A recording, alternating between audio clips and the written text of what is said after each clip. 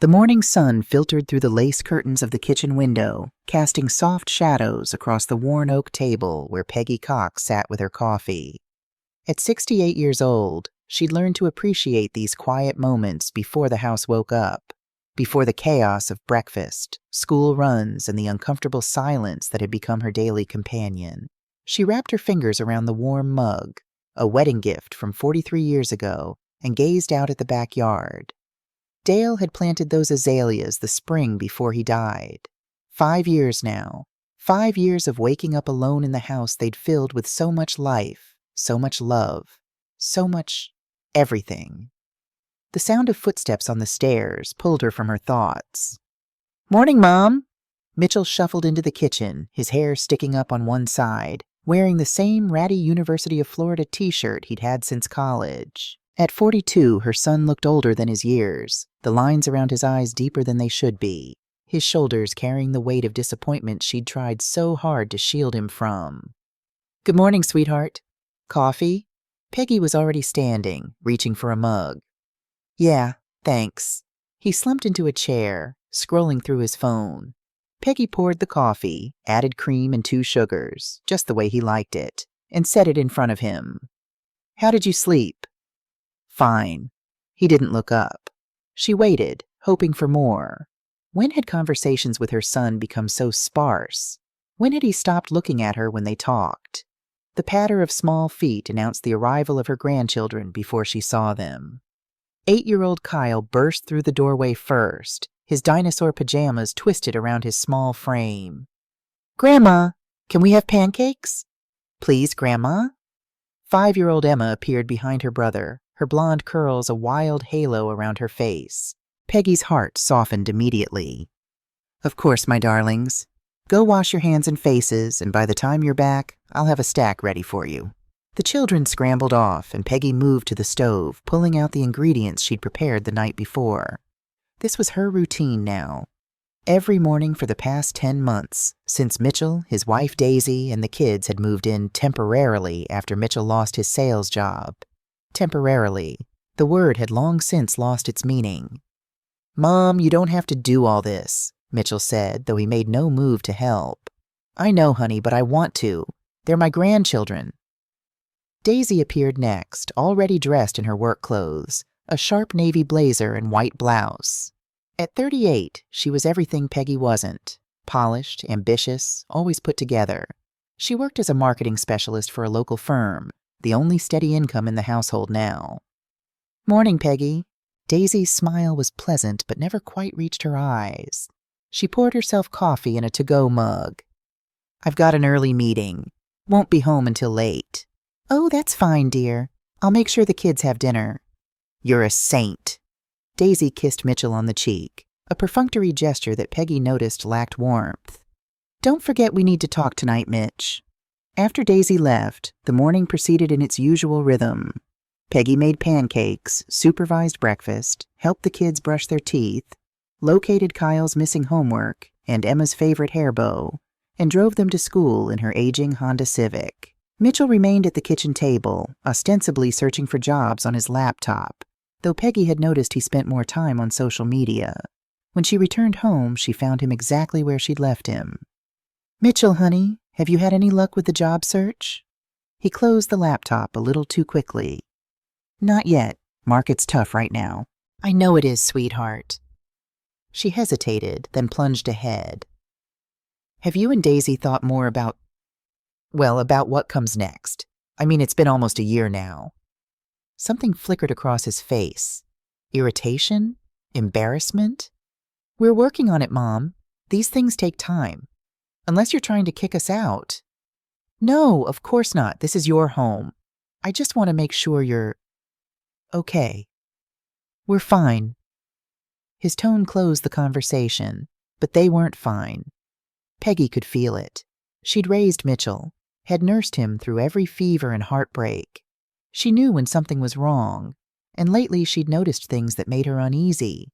The whispered conversations between Mitchell and Daisy that stopped when she entered a room. The way Daisy had started asking questions about Peggy's finances. "Does the house have a mortgage, Peggy? You must have a nice nest egg from Dale's life insurance, right?" Have you thought about what you'll do if you ever need care? The concerned looks Mitchell gave her when she couldn't immediately remember where she'd put her reading glasses. Mom, you're not getting forgetful, are you? Dad had some memory issues toward the end. Dale's memory had been sharp as a tack until the cancer took him. Peggy knew that. So why was Mitchell rewriting history? That afternoon, while the house was quiet, Peggy's phone rang. Her daughter's name lit up the screen. Ivy, how are you, sweetheart? I'm good, Mom. How are you? How's it going with Mitchell and Daisy? Peggy settled into Dale's old recliner, the leather worn smooth from years of use. Oh, you know, it's fine. The kids are wonderful. Kyle is doing so well in school, and Emma is just the sweetest thing. And Mitchell? Has he found a job yet? Not yet, but he's looking. There was a pause on the other end. Ivy, at 39, had always been the more pragmatic of her children.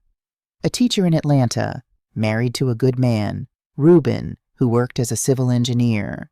They had a stable life, 2 kids of their own, and lived 3 hours away, close enough to visit, far enough to have their own space. Mom, I need to say something and I don't want you to get upset.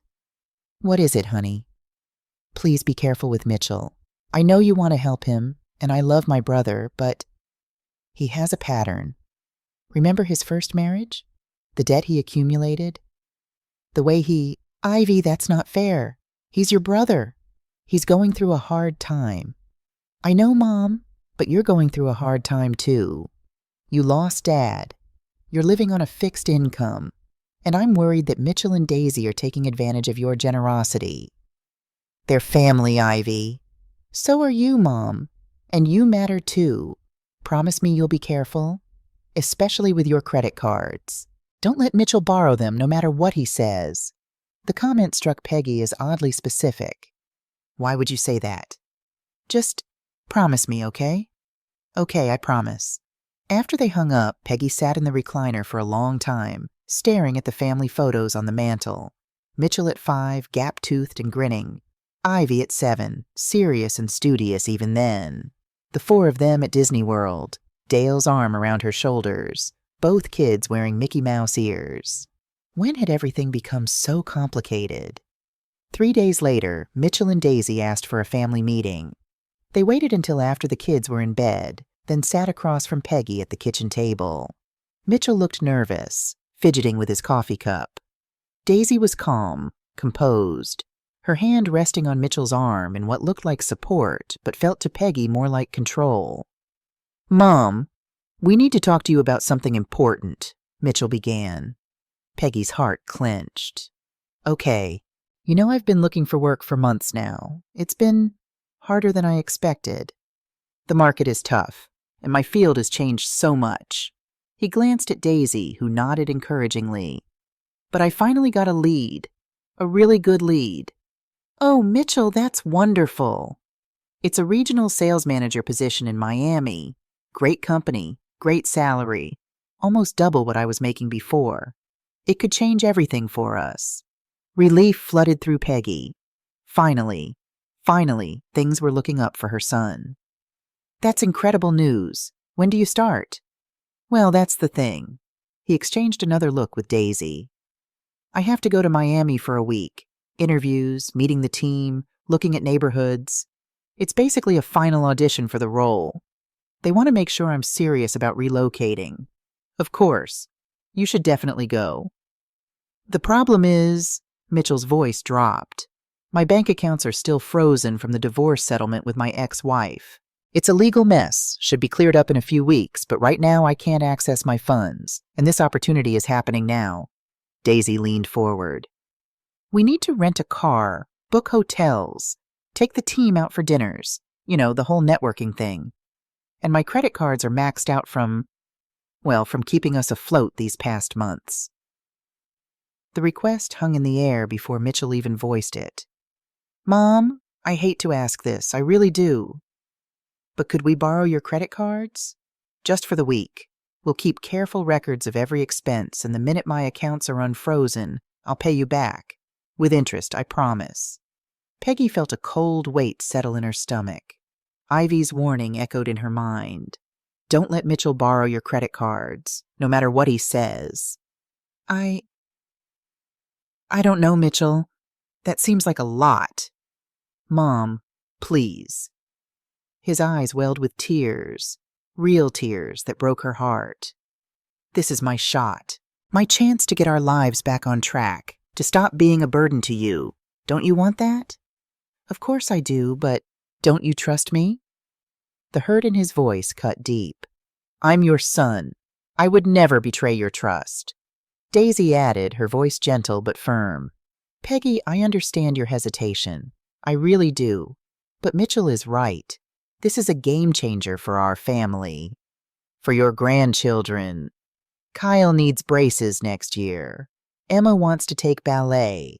We want to give them a good life, and this job would make that possible. We're not asking for money, just to borrow the cards for 1 week. Kyle, Emma, her precious grandchildren. Mitchell was right. She wanted a better life for them. And wasn't this what mothers did? Sacrifice for their children? How much would you need? The credit limit doesn't matter. We won't use much. Maybe $5,000-6,000 for the whole week. Hotels, car rental, a few nice dinners. That's it. But they were asking for her cards, not a specific amount. That felt different, more vulnerable. Peggy looked at her son, her baby boy, who she'd carried for 9 months, who she'd rocked through countless sleepless nights, who she'd defended against Dale when he'd been too strict, who she'd supported through his divorce, his job loss, his struggles. She thought of Dale's last words to her. You have to help the kids, Peg. Especially Mitchell. He needs you more than Ivy does. Okay, she heard herself say, but just for 1 week, and I want to see receipts for everything. Mitchell's face lit up like Christmas morning. He jumped up and hugged her tight. Thank you, Mom. Thank you so much. You won't regret this. I'm going to make you so proud. I'm already proud of you, sweetheart. Peggy went upstairs and retrieved 3 credit cards from her wallet. Visa, MasterCard, and Discover. Combined, they had a credit limit of $25,000. She'd had them for years. Barely used them except for emergencies. Always paid them off in full. When she handed them to Mitchell, his fingers closed around them quickly, and for just a moment, the briefest flash, she saw something in his eyes she didn't recognize. But then he smiled, kissed her cheek, and the moment passed. We're leaving first thing tomorrow morning, Daisy said. My parents are coming with us. They want to see Miami too, maybe look at retiring there. We'll all be back in a week. What about Kyle and Emma? We were hoping you could watch them. They'll be in school most of the day anyway. Of course. I'd love to. That night, Peggy couldn't sleep. She lay in the bed she'd shared with Dale for 4 decades, staring at the ceiling, trying to convince herself she'd done the right thing. Mitchell was her son. He deserved a chance. He wouldn't betray her trust. Would he? In the darkness, Dale's voice seemed to whisper from memory. Trust but verify, Peg. Always verify. The first 2 days passed uneventfully. Peggy fell into the rhythm of caring for her grandchildren, making meals, supervising homework, playing games. Kyle and Emma were delights, though they asked about their parents frequently. When are Mommy and Daddy coming back, Grandma? Just a few more days, sweetie. They miss you very much. Mitchell sent cheerful text messages. Interview went great. Met the whole team. They love me. Followed by, staying an extra couple days. They want me to meet the VP. This is going so well. Peggy felt her worries ease. See, everything was fine. She'd been paranoid for nothing. On the 3rd day, while cleaning Mitchell and Daisy's bedroom, she found it. Mitchell's old iPhone tucked in the back of his nightstand drawer. He'd recently upgraded to a newer model and apparently forgot about this one. The screen lit up when she pressed the button. No passcode, battery at 15%. She should have put it down. Should have respected his privacy. But something made her look. The screen showed dozens of notification badges on a group chat app. The group was called The Plan and included 4 people: Mitchell, Daisy, Linda Morrison, Daisy's mother, and Robert Morrison, Daisy's father. Peggy's finger hovered over the app. This was wrong. This was snooping. But Ivy's warning whispered in her mind. And something else. Dale's voice. Verify, Peg. Always verify. She opened the app. The messages made her blood run cold. Daisy, 3 days ago. Step 1 complete. Peggy gave us all 3 cards. We have 7 days before she checks the statements. Mitchell. I'm worried she'll figure it out. My mom isn't as dumb as you think. Daisy. Don't worry. We'll spend just enough not to raise immediate suspicion. 18 to 20K is safe. Then we'll tell her she's getting confused, that she used the cards herself and forgot. Linda Morrison. Remember to document everything. We need evidence of Peggy's cognitive decline for the next step. Robert Morrison. I contacted the lawyer. The guardianship paperwork isn't complicated if we have sufficient medical evidence. Should cost about $5K. Peggy's hands shook so badly she almost dropped the phone. Guardianship? Mitchell. What about Ivy? My sister won't believe this easily. Daisy. Ivy lives 3 hours away and is busy with her own life. We'll tell her Peggy fell, went to the hospital, needs someone to manage her affairs. By the time Ivy gets here, it'll be done. Linda. The house is worth $400K. Once we have guardianship, we sell it, split the proceeds.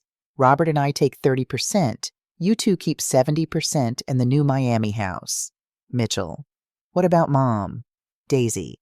We'll find a decent nursing home. Her pension will cover the monthly fees. Don't go soft now, Mitchell. She's had her life. This is our chance for a better future. For Kyle and Emma. Mitchell, after 2 hours. Okay, I'm in. The phone slipped from Peggy's fingers onto the bed. She stared at it, her mind refusing to process what she'd just read. This couldn't be real. This had to be a joke. Some horrible misunderstanding. But there it was, in black and white. Her son, her baby boy, was planning to steal everything from her. To declare her incompetent. To take her home. To lock her away in a nursing home. A strangled sound escaped her throat, something between a sob and a gasp. She scrolled further, each message a knife to her heart. Daisy. Miami is perfect. Saw 3 condos today in Brickell. The one with ocean views is $650K, but with Peggy's house money we can swing it. Robert. Don't forget to take lots of photos and videos of Peggy being confused. We'll need them for the court. Mitchell. Got it. Started yesterday. Asked her about her medication and she hesitated for a second. Got it on video. She's just thinking, but it'll look like confusion. Linda. Good work, son-in-law. Keep it up. The lawyer needs at least a dozen incidents documented. Peggy felt bile rise in her throat. Those concerned questions about her memory, they were building a case against her, setting her up. And the credit cards. She grabbed her phone with shaking hands and checked her banking app. $18,400 in charges over 3 days. The Setai Hotel, Miami Beach, $2,400 Joe's Stone Crab Restaurant, $650. Private yacht rental, $2,500 Bal Harbor Shops, multiple transactions, $4,750 Livy Nightclub, $2,200 Zuma Restaurant, $380 Luxury Spa, $1,000, and on and on.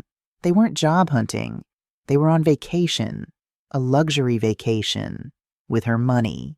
Peggy sat on the edge of the bed in the room she was letting them use for free, in the house she'd lived in for 40 years, paid for with Dale's life insurance after he'd worked himself to exhaustion to provide for this family. And something inside her broke. Not broke into pieces. Broke free. The sadness, the shock, the betrayal, it all crystallized into something harder, colder, clearer.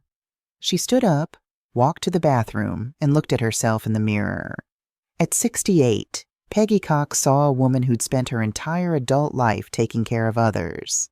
First as a nurse, then as a wife, then as a mother. She'd given and given and given, always putting everyone else first. And this was her reward. But as she stared at her reflection, at the silver hair she'd stopped dyeing after Dale died, at the lines earned from years of smiling even when things were hard, at the eyes that had seen so much joy and sorrow, she remembered something Dale had told her the day before he died. He'd gripped her hand with the last of his strength and whispered, "Peggy, you're the strongest woman I've ever known." Don't let anyone take advantage of you, not even our kids. Promise me. She'd promised, but she'd forgotten that promise in her grief, in her loneliness, in her desperate need to keep her family close. Not anymore. Peggy picked up Mitchell's old phone, took screenshots of every message, and emailed them to herself. Then she called the one person she knew she could trust. "Beverly, it's Peggy. I need your help. Can you come over right now? It's an emergency." Her neighbor and best friend of 15 years didn't hesitate. "I'll be there in 5 minutes." Peggy went downstairs, past the photos of Mitchell at every age, baptism, first day of school, graduation, wedding, and felt no guilt for what she was about to do. They wanted war? Fine, she'd give them war, but they'd learn one crucial lesson. You don't mess with a mother's love. And you definitely don't underestimate a 68-year-old woman with nothing left to lose. Beverly Thompson arrived within minutes, her silver hair still in curlers, wearing the purple cardigan Peggy had given her last Christmas. At 70, Beverly was 2 years older than Peggy, but had twice the fire. She'd been widowed longer, survived it stronger, and had a no-nonsense approach to life that Peggy had always admired. "What's wrong?" Beverly took one look at Peggy's face and pulled her into a hug. "Honey, you're shaking." Peggy handed her Mitchell's phone without a word. She watched Beverly's expression change as she read, from confusion to shock to fury. When Beverly finished, she set the phone down carefully, as if it might explode. "That son of a—" Beverly caught herself, remembering Kyle and Emma were upstairs asleep. "Peggy, this is elder abuse, financial exploitation. This is serious criminal behavior. He's my son, Beverly." "I don't care if he's the Pope. What he's planning is evil." Beverly gripped Peggy's hands. "We need to act fast. They're coming back in 4 days. How much time do we have?" 4 days. Maybe less if they come home early." "Then we can't waste a minute." Beverly pulled out her phone. "I'm calling Richard Hayes. He's a real estate attorney, but he specializes in elder law.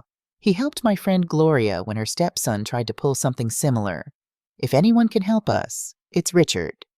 "It's almost 9 o'clock at night." "Richard will answer. Trust me." Beverly dialed, and to Peggy's surprise, a man picked up after 2 rings. 20 minutes later, Richard Hayes sat in Peggy's living room. He was younger than Peggy expected, maybe 55, with kind brown eyes behind wire-rimmed glasses and the calm demeanor of someone who'd seen every ugly family secret imaginable. He wore jeans and a Florida State sweatshirt, having come straight from his house. "Mrs. Cox, I'm so sorry you're going through this." He'd read every screenshot, examined every charge on her credit cards. Now he looked at her with a mixture of sympathy and determination. "But I need you to understand something. The situation is more serious than you might realize." "How much more serious can it get than my son trying to steal my house and lock me in a nursing home?" "If they succeed in obtaining guardianship, they'll have complete control over your life. Where you live, who you see, what medical treatment you receive. You'll have no legal rights. It's essentially a living death." Peggy felt the words like a punch to her gut. Beverly squeezed her hand. Richard continued, "The good news is that you found out before they filed any paperwork. We have time to protect you, but we need to act decisively and quickly. Are you prepared to do what's necessary?" "What do you mean?" "I mean, Mrs. Cox, that if you fight this the traditional way, confronting Mitchell, trying to reason with him, hoping he'll come to his senses, you'll lose. People who plan this carefully don't stop just because they get caught. They double down." "So what do I do?" Richard leaned forward, his voice gentle but firm. "You disappear?" Peggy's eyes widened. "What?" "Not literally, but you remove yourself from their control. You protect your assets, you secure evidence of their fraud, and you leave before they can execute their plan. You take away everything they're trying to steal." "That's my house, my home. Dale and I built our life there." "I understand, but houses can be replaced. Your freedom cannot." Richard pulled out a legal pad. "Let me lay out what I'm proposing. 3 steps, executed over the next 4 days." Richard's pen moved across the paper as he talked. Step 1. Lock down your finances immediately. First thing tomorrow morning, you freeze all 3 credit cards and report the charges as fraudulent. The bank will launch an investigation. Mitchell and Daisy will be stuck with the bill, $18,400 they can't pay. Won't they be arrested? Possibly, but that's not our concern right now. Our concern is protecting you. Beverly nodded approvingly. What's step 2? Step 2, we gather additional evidence. I'm going to contact a private investigator I work with, Gary Sullivan, former police detective. He'll fly to Miami tonight and document exactly what Mitchell and Daisy are doing with your money. Photos, videos, receipts. We need to prove they're not job hunting. They're on vacation. This strengthens your case if they try to fight back legally. Peggy felt dizzy. This was moving so fast. And step 3? Richard paused, choosing his words carefully. Step 3 is the hardest. You sell the house, quickly, at below market value if necessary. You convert everything to liquid assets they can't touch. Then you relocate, at least temporarily, somewhere they don't know. That's my home, Peggy whispered. I know, and I'm not suggesting this lightly. But Mrs. Cox, you need to understand, if Mitchell and Daisy succeed, they'll sell that house anyway. And you'll be in a nursing home, unable to stop them. This way you control what happens. You decide where the money goes. You protect your future. Beverly spoke up. Peggy, honey, Richard's right. I know it hurts. But that house is just wood and drywall. You're what matters. Peggy looked around the living room, at the mantel where Dale's ashes sat in a simple urn, at the worn spot on the carpet where he used to pace while watching football, at the door frame where they'd marked Mitchell and Ivy's heights every birthday. Can you give me a minute? She asked. Of course. Peggy walked upstairs to the bedroom she'd shared with Dale. She opened his closet. She still hadn't been able to clear it out, and pressed her face into one of his old flannel shirts. It didn't smell like him anymore, but the gesture brought comfort. Dale, she whispered, I don't know what to do. Our son is trying to destroy me, and this lawyer wants me to give up everything we built. Is that what you'd want? Silence answered her, but in the silence she remembered.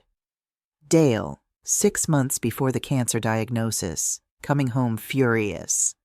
I found checks missing from our account. Mitchell took $15,000 without asking. $15,000, Peg, for some business scheme that failed. She'd defended their son then. He's going through a hard time. We should help him. There's helping, and there's enabling. I confronted him. You know what he said? He apologized, but there was no remorse in his eyes. Just annoyance that he got caught. Dale had forgiven Mitchell that time. Peggy had insisted, but Dale's words came back now. He'll do it again, Peg. Not because he's evil, but because he's weak. And weak people will always choose the easy path, even if it means hurting the people who love them. Peggy opened the drawer of Dale's nightstand and found what she was looking for. A sealed envelope with her name on it, tucked beneath his reading glasses and his watch. Her hands trembled as she opened it. The letter was dated 2 weeks before Dale's death, written in his increasingly shaky handwriting as the cancer ravaged his body. My dearest Peggy, if you're reading this, I'm gone, and something has happened that's made you need these words. I've been debating whether to write this letter for months, but I think you need to know the truth, even if it hurts. 2 years ago, Mitchell stole from us. Not borrowed, stole. He forged my signature on checks totaling $15,000. When I confronted him, he cried and apologized, and you insisted I forgive him. So I did. Because you asked me to, and because I love you more than anything in this world. But Peggy, I need you to know something. Mitchell didn't feel guilty about taking the money. He felt guilty about getting caught. I saw it in his eyes, and I knew then that he would do it again. I'm writing this because I'm afraid of what might happen after I'm gone. Mitchell has always been our weak spot. We've protected him, made excuses for him, rescued him from every mistake. And in doing so, I fear we've created someone who believes he's entitled to take from others, even from you. If he betrays you, and sweetheart, I think he will, please don't blame yourself. You gave him everything a mother could give. You loved him completely. His choices are not your failure. But here's what I need you to promise me, Peg. If Mitchell ever tries to hurt you, you fight back. Not for revenge, but for yourself. You've spent our entire marriage putting everyone else first. The kids, me, your patients, your parents. When was the last time you put yourself first? You deserve to spend your remaining years in peace, with dignity, surrounded by people who genuinely love you, not people who see you as a resource to exploit. If that means cutting Mitchell off, then cut him off. Loving someone doesn't mean letting them destroy you. You are the strongest, most capable woman I've ever known. You just forget it sometimes because you're too busy taking care of everyone else. But I've always known. You don't need rescuing, Peg. You never did. You just needed someone to tell you it's okay to save yourself. Be brave, my love. Be ruthless if you have to be. And know that wherever I am, I'm proud of you. I love you forever. Dale P.S. The house is just a house. Memories live in your heart, not in walls. Don't let anyone trap you with sentiment. Peggy read the letter 3 times, tears streaming down her face. Dale had known. He'd known all along what Mitchell was capable of, and he tried to protect her even from beyond the grave. She folded the letter carefully, placed it in her pocket, and went back downstairs. Richard and Beverly looked up as she entered. "I'll do it," Peggy said, her voice steady. "All 3 steps, but we do it my way, on my timeline. And Mitchell faces consequences, not just for me, but for my grandchildren. I won't let them grow up thinking this behavior is acceptable." Richard nodded slowly. "What do you have in mind?" "Everything you suggested, plus we pursue criminal charges for the credit card fraud. I want him to understand that actions have consequences. Maybe not prison. I can't do that to Kyle and Emma, but he needs to face the legal system." "That's fair. If you're willing to file a police report, the district attorney will likely offer a plea deal. Restitution, probation, community service." "Good." Peggy sat down, her mind already working through the logistics. "What do we do first?" Richard checked his watch. "It's 9:30 now. First, I'm calling Gary Sullivan. He'll catch the last flight to Miami tonight. By tomorrow afternoon, we'll have photographic evidence of how Mitchell and Daisy are really spending your money. Second, tomorrow morning at 9, we meet at your bank. You freeze the cards, open a new account they don't know about, and transfer your savings." "How much savings?" Beverly asked. $67,000, Peggy said quietly. "Dale's life insurance plus what we'd saved over the years." Richard made a note. "That's enough to start fresh." Third, tomorrow afternoon you meet with Janet Foster. She's a social worker specializing in elder rights. She'll do a cognitive assessment to prove you're completely mentally competent. That neutralizes their incompetency claim before they can make it. "And the house?" "That's day 2 and 3. I'll contact a real estate agent I trust, someone who specializes in quick sales. We'll list it at $320, well below the $400,000 it's worth. With cash buyers, we can close in 72 hours. Peggy felt a sharp pain in her chest. 72 hours. 3 days to say goodbye to 40 years of memories. But Dale's words echoed. "The house is just a house. Memories live in your heart." "Okay," she said. "Let's do it." The next morning, Peggy executed step 1 with a calm that surprised even her. At 9 o'clock sharp, she sat across from a bank manager named Susan Chen, an efficient woman in her 40s who'd handled the Cox accounts for years. "Mrs. Cox, I'm so sorry this happened to you," Susan said after reviewing the charges. "Unfortunately, family financial abuse is more common than people realize. We'll flag all 3 cards immediately and start the fraud investigation." "What happens to Mitchell and Daisy?" "They'll be contacted by our fraud department. They'll need to prove the charges were authorized. Since you reported them as fraudulent, they'll be liable for repayment. If they can't pay, we'll pursue legal action." Peggy signed the necessary paperwork, her hand steady. Next, Susan helped her open a new account at a different bank, one Mitchell had never heard of. They transferred all $67,000 of her savings, plus her monthly pension direct deposit. Is there anything else you need, Mrs. Cox? Yes. I need to add my daughter Ivy as a co-owner on this account. Not Mitchell, just Ivy. And I need Mitchell's access to my original account completely removed. Consider it done. As Peggy left the bank, her phone buzzed with a text from Mitchell. Mom, something weird happened. My credit card got declined at breakfast. Can you check if there's a problem with your account? Peggy stared at the message. This was it. The point of no return. Once she responded, Mitchell would know something was wrong. She typed, I'll look into it, then silenced her phone. That afternoon, she met with Janet Foster at a coffee shop downtown. Janet was younger than Peggy expected, maybe 45, with warm brown eyes and a no-nonsense demeanor. Mrs. Cox, Richard filled me in on your situation. I'm going to do a standard cognitive assessment, memory, reasoning, decision-making skills. It'll take about an hour. Is that okay? Yes, please. For the next hour, Janet put Peggy through a series of tests, remembering word lists, solving problems, explaining her reasoning on various scenarios. It felt strange having to prove her own competency, but Peggy understood the necessity. Finally, Janet set down her clipboard and smiled. Mrs. Cox, I can definitively say you have zero cognitive impairment. Your memory is excellent, your reasoning is sound, and your decision-making capacity is completely intact. In fact, you scored better than most people your age. I'll have a formal report ready tomorrow, notarized and everything. Relief flooded through Peggy. Thank you. Richard told me what your son is planning. I want you to know, you're doing the right thing. Protecting yourself isn't selfish. It's survival. That evening, Richard called with an update.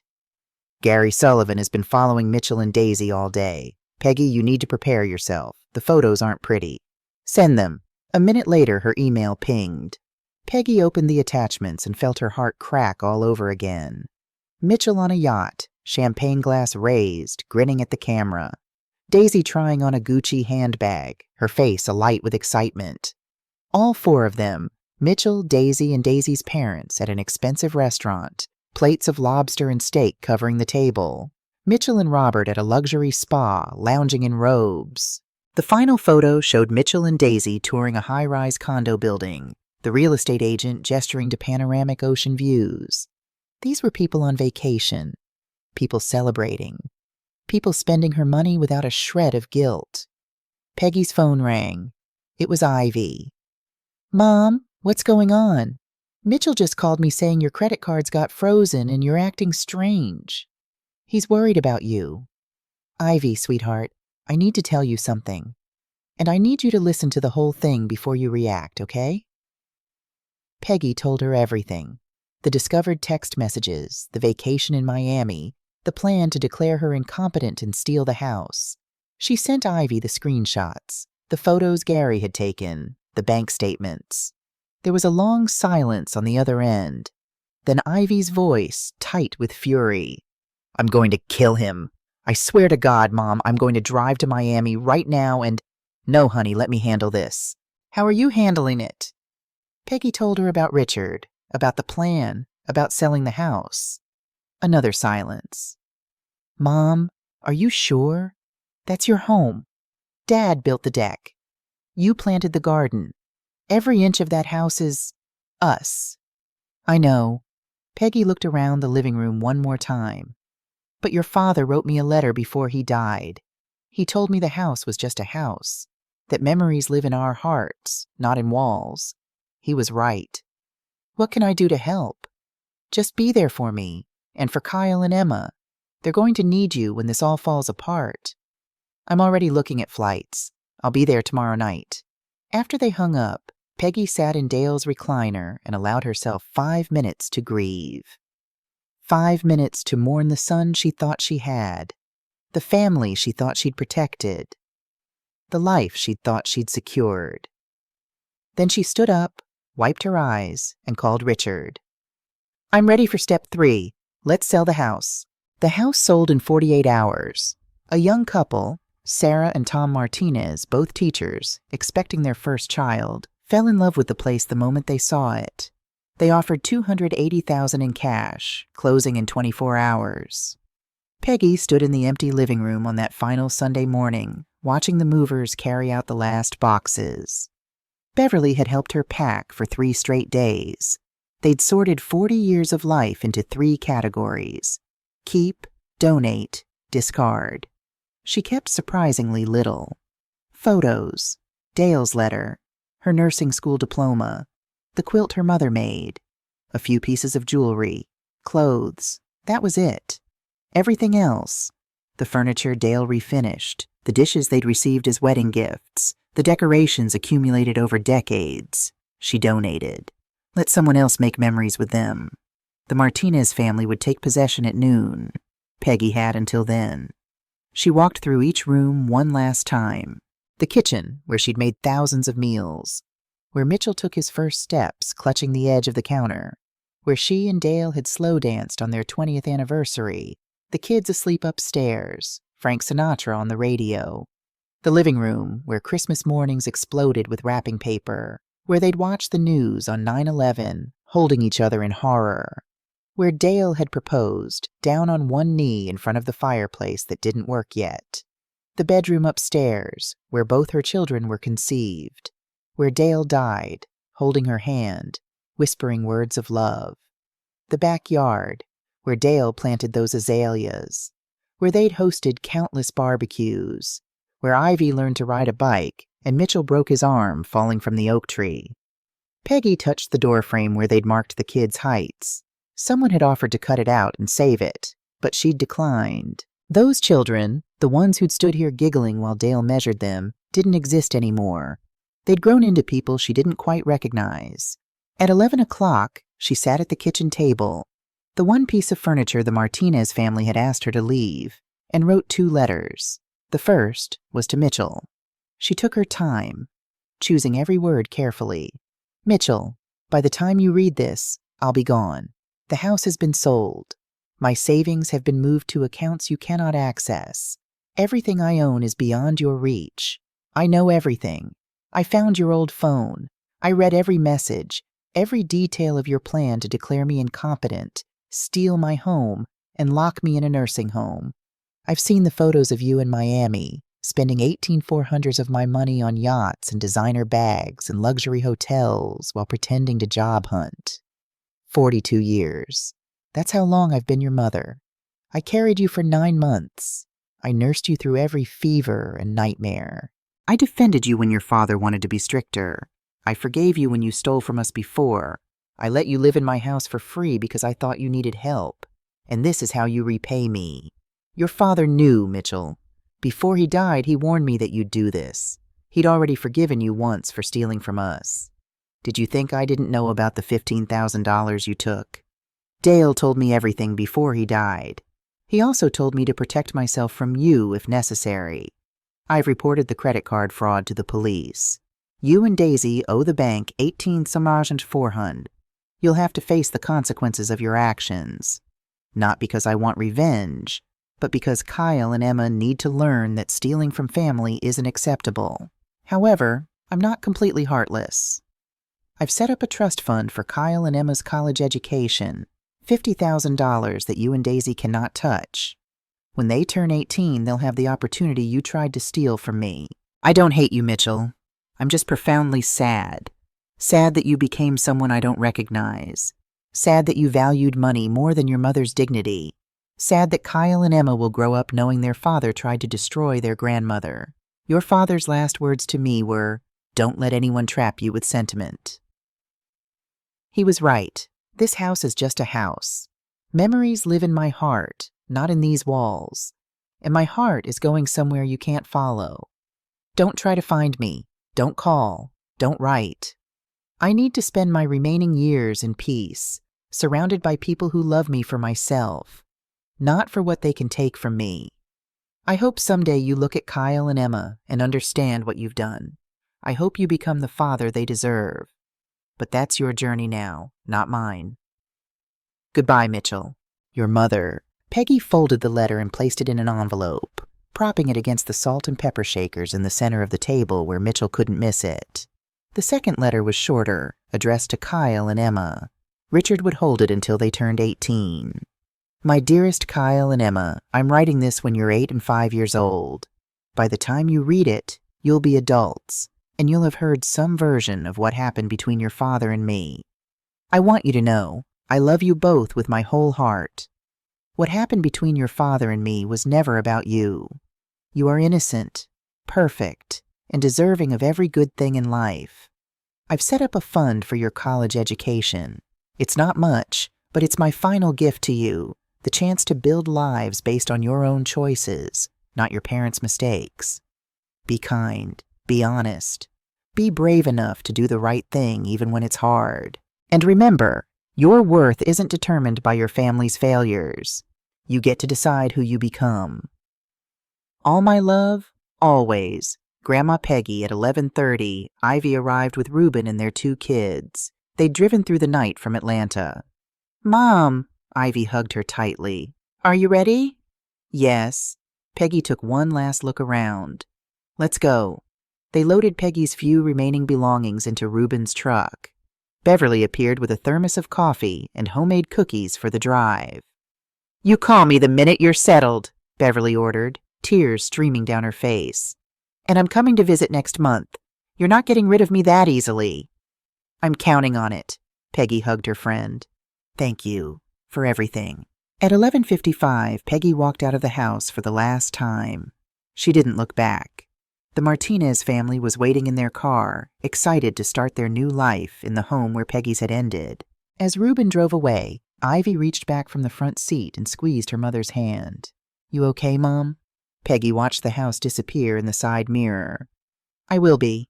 Mitchell and Daisy returned to Orlando at 4 o'clock that Sunday afternoon.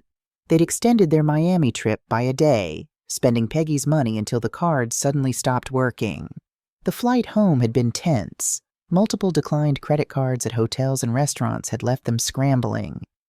I don't understand, Daisy kept saying. How could all 3 cards be frozen? Mom probably just called the bank worried about fraud, Mitchell said, but his stomach churned with unease. We'll explain everything when we get home.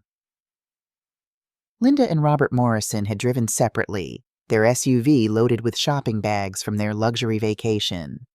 As they turned onto Peggy's street, something felt wrong. Why is there a car in the driveway? Daisy asked. That's not your mom's Honda. Mitchell's hands tightened on the steering wheel. Maybe she has visitors? But when they pulled up, a young pregnant woman and her husband were unloading boxes from a moving truck.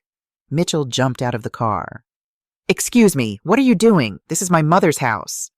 The young man looked confused. This is our house. We just bought it yesterday. Closed this morning. What? The word came out as a croak. That's impossible.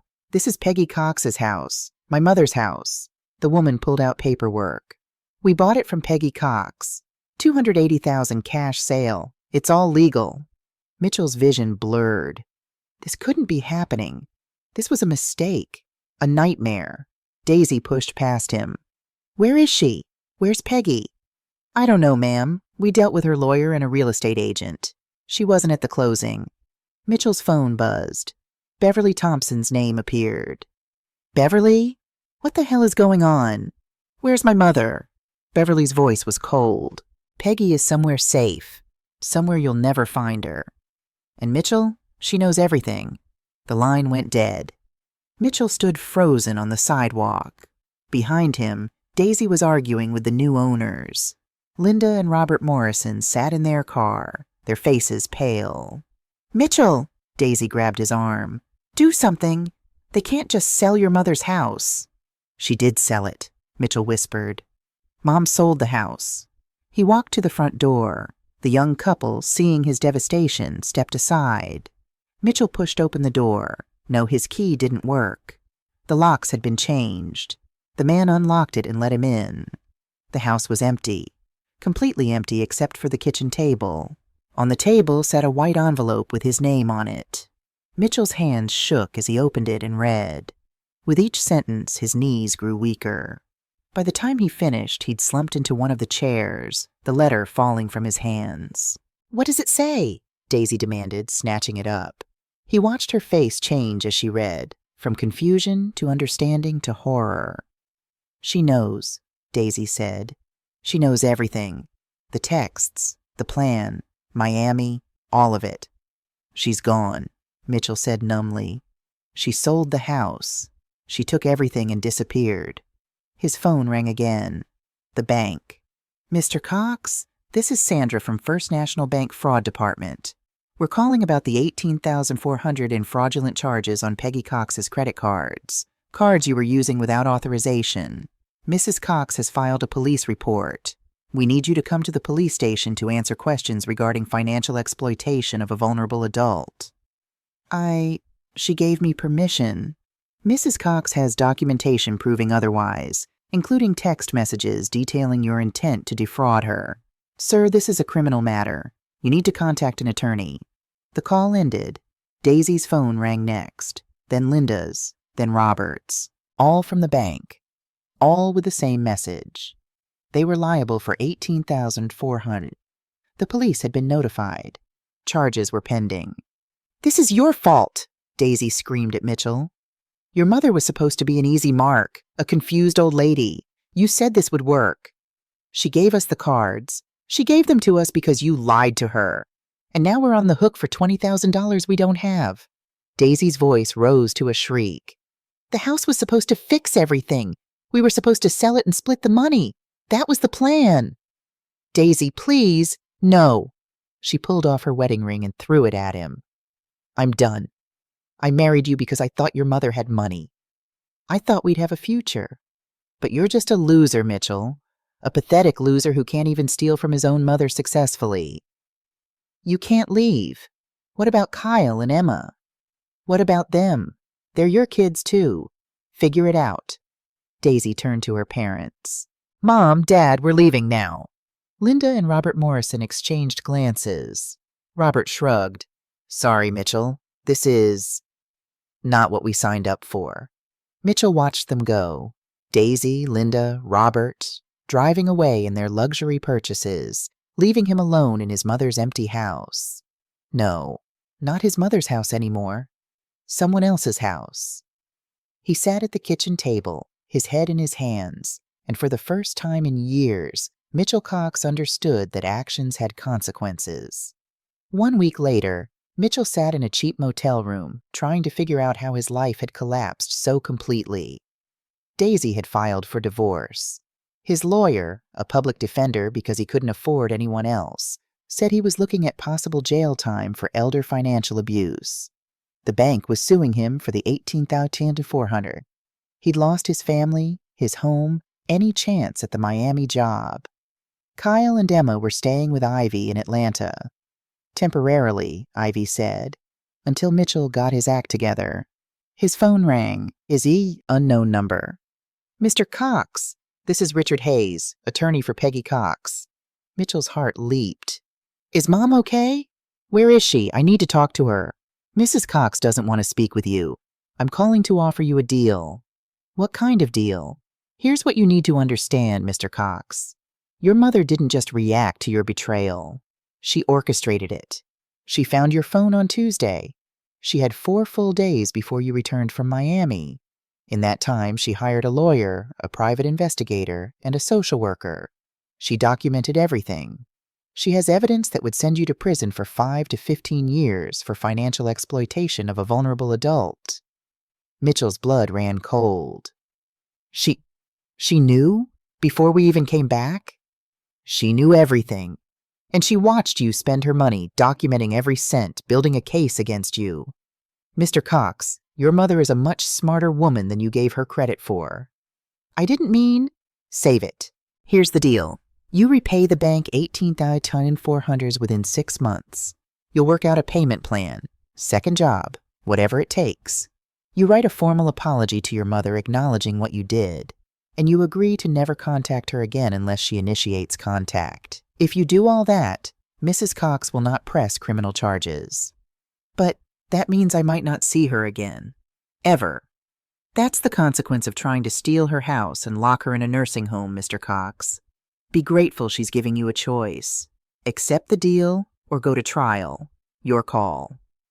Mitchell closed his eyes. I accept. Smart decision. One more thing. Mrs. Cox wanted me to tell you something. She said, "This isn't revenge. This is the last lesson I can teach you.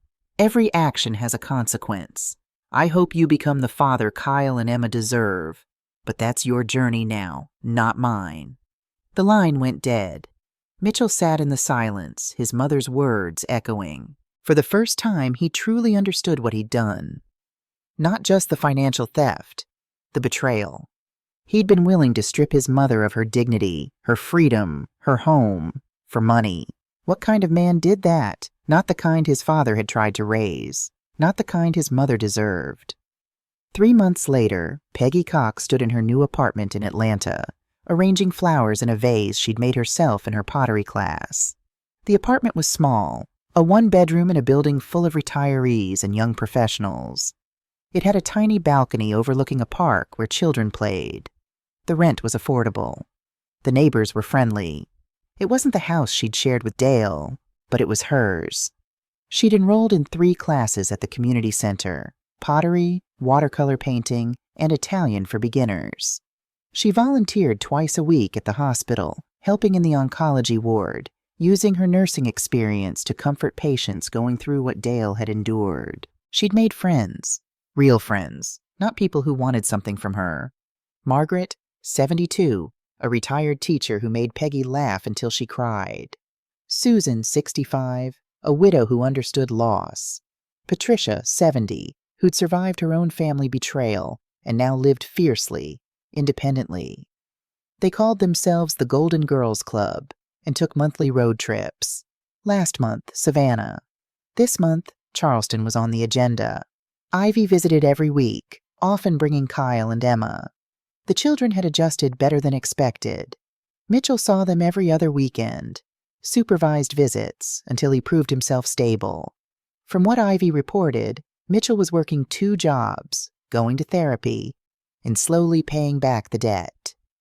Daisy had moved to California, making no effort to see the children. Linda and Robert Morrison had retired to Miami, embarrassed by the whole affair. Peggy felt no satisfaction in their suffering, just a quiet relief that she'd escaped. She hadn't spoken to Mitchell since leaving, hadn't responded to his letters.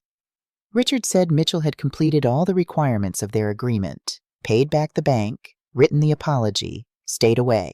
The apology letter sat unopened in Peggy's drawer. She wasn't ready to read it yet. Maybe someday. Maybe never. Her phone rang. Richard Hayes. "Peggy, Mitchell has fulfilled his end of the agreement. He's asking, respectfully through me, if you'd be willing to meet with him. Just once. He's not asking for forgiveness or reconciliation. He says he just needs to say something to you in person." Peggy looked out at the park, watching a father push his daughter on the swings. "Where and when?" "Neutral location. You choose. Ivy can come with you." "Tell him Saturday, 2 o'clock, the coffee shop on Peachtree Street. And yes, Ivy will be there." Saturday arrived cold and bright. Peggy dressed carefully, not for Mitchell, but for herself. A burgundy sweater Dale had loved, comfortable slacks, the pearl earrings that had been her mother's. Ivy drove her to the coffee shop, her hand tight on the wheel. "Mom, you don't have to do this." "I know, but I think I need to." Mitchell was already there, sitting at a corner table. At 42, he looked 50. Gray had crept into his hair. He'd lost weight. Too much weight. His clothes hung loose on his frame. He stood when he saw them, his hands shaking. "Mom, Ivy, thank you for coming." Peggy sat across from him. Ivy remained standing, protective. "You have 15 minutes, Ivy said coldly. "Say what you need to say." Mitchell nodded. He looked at Peggy, and his eyes filled with tears. "Mom, I know sorry isn't enough. There's no word that's enough. What I did, what I planned to do, it was evil. I was going to steal your home, your freedom, your dignity. I was going to lock you away and tell myself it was for your own good." He wiped his eyes roughly. "I've spent 3 months in therapy trying to understand why. And the truth is ugly. I was weak. I was jealous. I thought you loved Ivy more. I was entitled. I thought because you were my mother, Your stuff was somehow mine too. I was cruel. I convinced myself you'd had enough life already, so it was okay to take what was left. Peggy sat motionless, her face unreadable. I don't expect you to forgive me. I don't deserve forgiveness. But I needed you to know. I understand now what I did. And I'm trying, really trying, to become someone better. Not for you, for Kyle and Emma. Because when I look at them, I realize, what if someone did to them what I did to you? That thought makes me sick. He pulled out an envelope and slid it across the table. This is proof I've paid back the bank. Every cent. I'm working construction during the day and driving for Uber at night. It took everything I had, but it's done. I can't give you back the house. I can't give you back the peace you lost. But I can do this. Peggy opened the envelope. Bank statements showing the debt paid in full. A letter from the district attorney closing the case. One more thing. Mitchell's voice cracked. Dad knew, didn't he? He knew I stole from you before, and he forgave me. But he also knew I'd do it again. That's why he wrote you that letter, isn't it? Yes, Peggy said quietly. He knew. He was a better man than I'll ever be, Mitchell stood. Thank you for seeing me. I won't bother you again. But if someday you can look at me without feeling pain, that's all I can hope for. He turned to leave. Mitchell, he stopped. I don't forgive you. Not yet. Maybe not ever. What you did broke something between us that can't be fixed. Peggy's voice was steady, strong. But I don't hate you either. You're still my son. I just can't be your mother anymore. Not the way I was. That woman, the one who enabled you, who made excuses for you, she's gone. I understand. But I hope you become the father Kyle and Emma need. Not for me. For them. They deserve better than the man you were. Become better. I'm trying, Mom. Every day, I'm trying. After he left, Ivy hugged her mother tightly. You okay? Yeah. Peggy surprised herself by meaning it. I think I am. On a warm October afternoon, Peggy Cox sat in her pottery class, hands covered in clay, shaping a bowl on the wheel. Beverly had moved to Atlanta 2 months ago, buying an apartment in Peggy's building. They had coffee every morning and took walks every evening. The Golden Girls Club had grown to 6 members. They'd been to Asheville, Chattanooga, and were planning a trip to New Orleans for Mardi Gras. Peggy's apartment was filled with her art, paintings, pottery, photographs from her travels. The walls were painted cheerful yellow. Plants thrived in the windows. It was small, but it was alive with possibility. Ivy and the kids came over for dinner every Sunday.